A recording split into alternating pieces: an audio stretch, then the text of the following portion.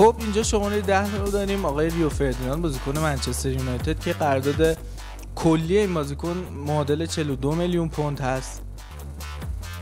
نهمین بازیکن آقای ریوالدو هست با قراردادی معادل 45.5 میلیون پوند.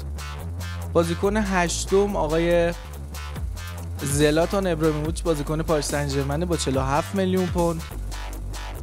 بازیکن هفتم آقای وین رونی بازیکن منچستر یونایتد با 50 میلیون پوند.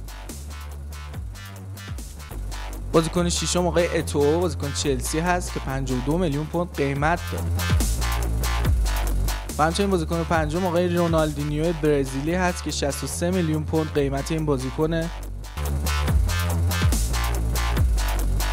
بازیکن چهارم آقای کاکا هست که 66.5 میلیون پوند قیمت این بازیکن بوده.